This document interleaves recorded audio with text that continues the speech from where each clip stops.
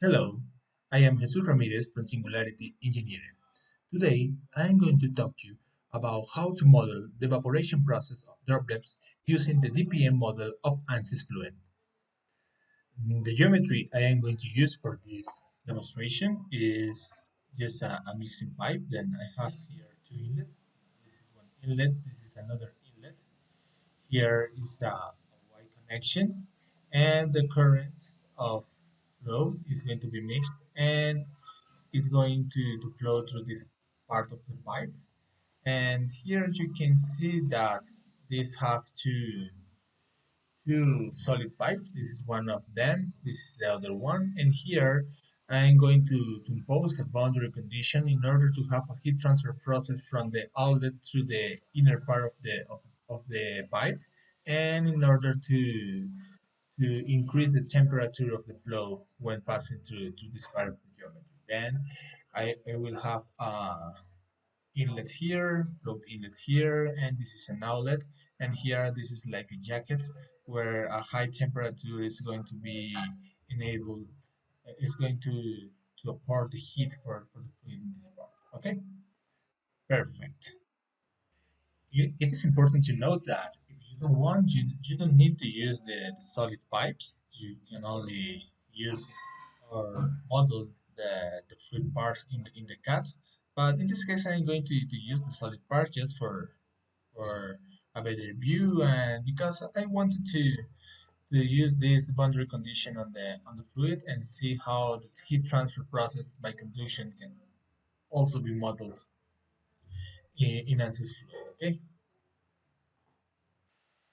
I built the mesh using ANSYS Fluent meshing. I am not going to show this process here, the process of meshing here in this video, but it was done in ANSYS Fluent meshing. And as you can see here,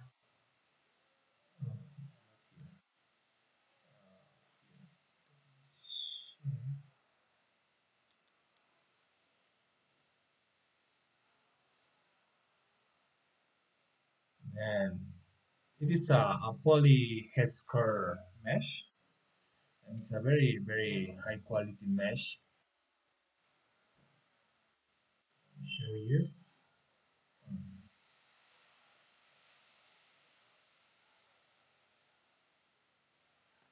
And this is the kind of mesh I did. Okay.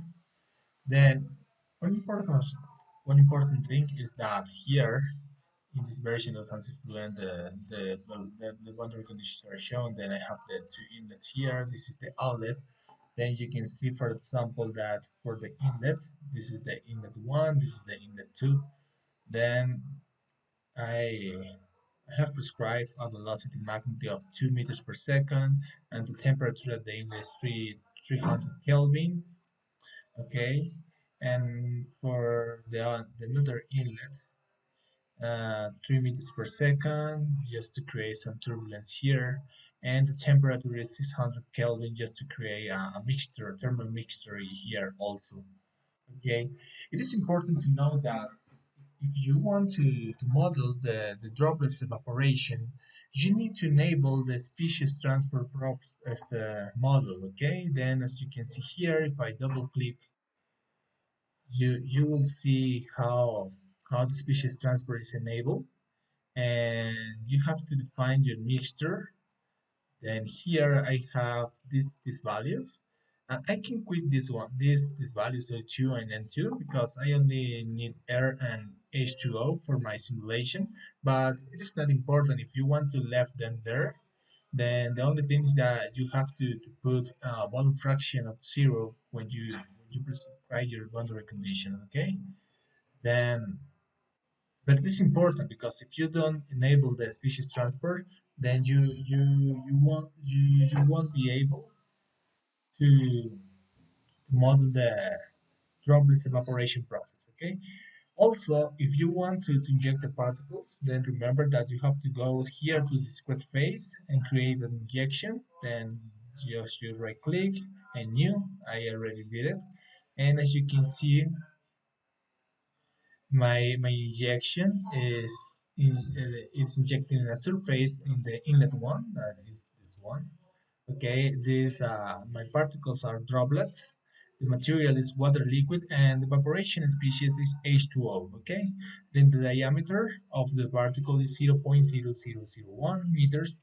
The temperature at the inlet is 300 kelvins. The particles will be injected from zero, from the beginning, until 1.5 seconds, and the velocity of the particles at ejection is 2 meters per second. Okay, I recommend, if you are not familiarized with the using of the DPM model in Fluent, so you can select this the scale flow rate by phase area, and if you are sure that the particles somehow are injected normal to the or perpendicular to the inlet, then you can check also these logs. Okay. Okay, then you have already your injection create. You have to go here in discrete phase, double click. You have to go there and just, I have to wait that's open. And as you can see here, then in order to model the evaporation process, then it is important or it's recommended to have an unsteady particle tracking. The simulation should be transient because of the nature of the evaporation process. It is the direction of continuous phase is enabled, and you see here that the temperature dependent latent heat is enabled, and also the breakup model. Okay, then with this, you are sure that the evaporation process is going to be done. And in here in jet particles, I recommend particle time step because this could be a smaller value than the flow time step. Then I choose 0.01 seconds for the particle time step for injection. Okay, then now here I'm going to show you, I already show you the velocity and the temperature, but you can see here that at the inlet, my species are 0, 0, 0, okay? For air, nitrogen, and oxygen, then it means that it is only enter H2O, okay? And here 0, 0, 0 also, then it means that it's only entering H2O. Okay, the DPM then is just by default the boundary conditions. At the outlet, then I have a gauge pressure of zero at the outlet, backflow temperature, but in this case there is not reverse flow. I already checked it, but this value is important if you have some reverse flows at the outlet. And also zero here, and the default escape for the particles. Okay, then it is a very somehow a very simple setup. Then once you have this, then you create your method. Then I use the couple method, everything with second order, including the transit formulation. This should be enabled because of the polyhascore mesh I use. And you initialize, and then you run your simulation. I already did it.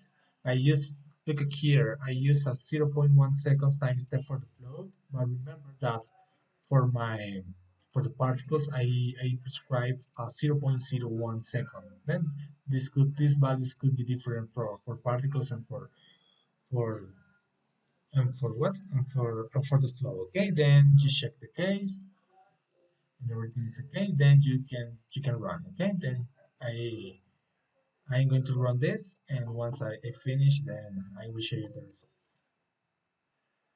Once the simulation has ended, then I create some pictures. Then here you can see in results. I have here, for example, solution playback. Then here, for example, this animation will show me how is the particle diameter changing when the particles go from the inlet to the outlet. Okay, then of course, if I put this play, you will see how the particles change and the diameter change, and this is because the evaporation model. Then you can see how for each time step this value will be changing.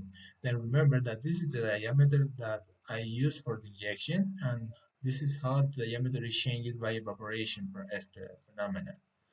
Okay, then you will see how it works.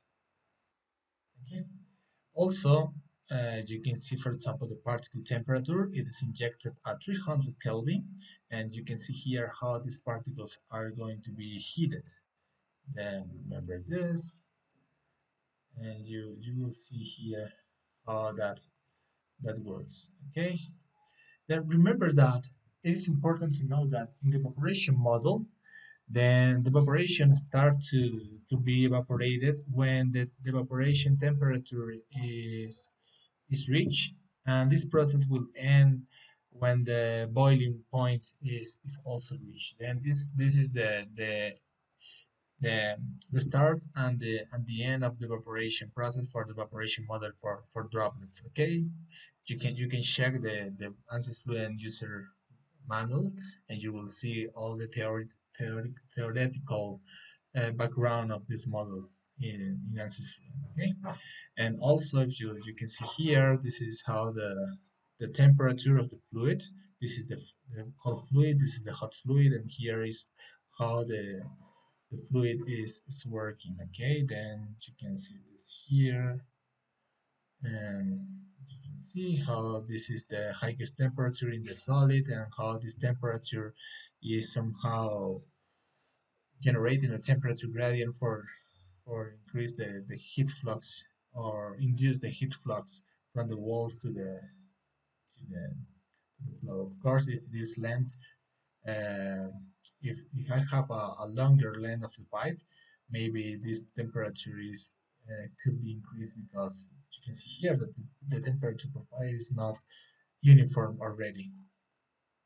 Okay, perfect. Then I think this is a very short video, but this can give you some insights and some lights of how you can use the evaporation model for droplets using the DPM.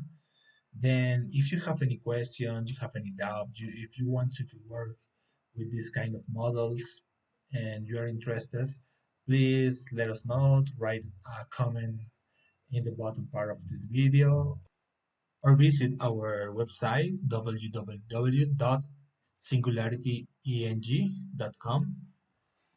It was a pleasure for me to be here with you. I am Jesus Ramirez from Singularity Engineering, and thank you very much for your attention. Bye bye.